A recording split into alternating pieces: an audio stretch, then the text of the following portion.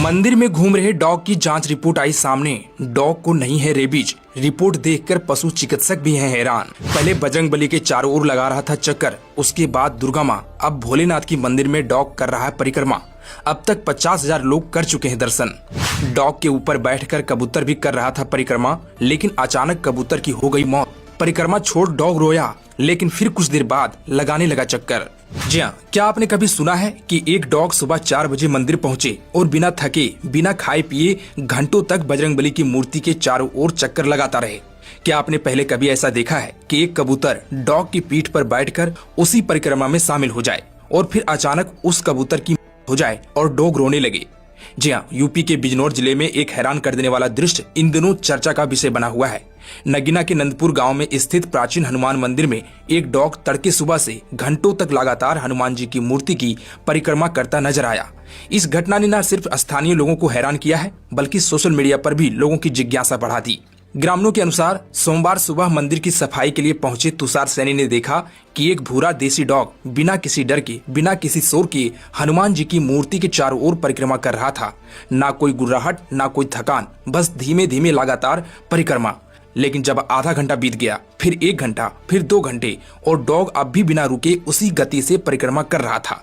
यहाँ तक कि डॉग को मंदिर से हटाने का प्रयास भी किया गया, लेकिन डॉग वहां से हटा नहीं। मंगलवार को फिर वही परिक्रमा, लेकिन बुधवार को कुछ ऐसा हुआ जिसने इस पूरी घटना को और हैरान कर दिया। दरअसल बुधवार को डॉग हनुमान जी की मूर्ति से हटकर दुर्गा माँ की प्रतिमा के चारों ओर परिक्रमा करने लगा। सबसे चौंकाने वाले दृश्य तब सामने आया जब लोगों ने देखा कि एक कबूतर डॉग की पीठ पर बैठा हुआ है और डॉग परिक्रमा कर रहा है, यानी डॉग और कबूतर दोनों मूर्ति के चारों ओर घूम रहे हैं। लेकिन कुछ देर बाद अचानक कबूतर गिर पड़ा और उसकी मौके पर ही मौत हो गई। प्रत्यक्षदर्शियों के अनुसार कबूतर की मौत के बाद डॉग कुछ देर के लिए परिक्रमा रोक देता है और वह रोता हुआ नजर आता है। फिर वही डॉग दोबारा परिक्रमा शुरू कर देता है।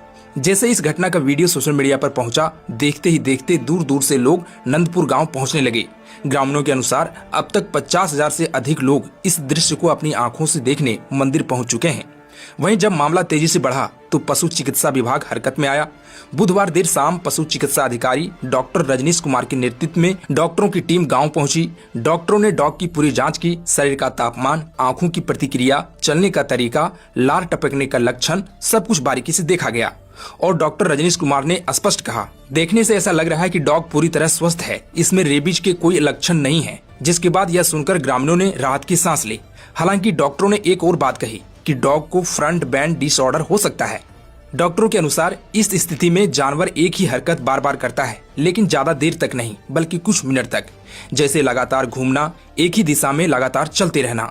डॉक्टर ने साफ कहा है कि सटीक जानकारी MRI जांच के बाद ही मिल सकेगी। फिलहाल डॉग की निगरानी की जा रही है।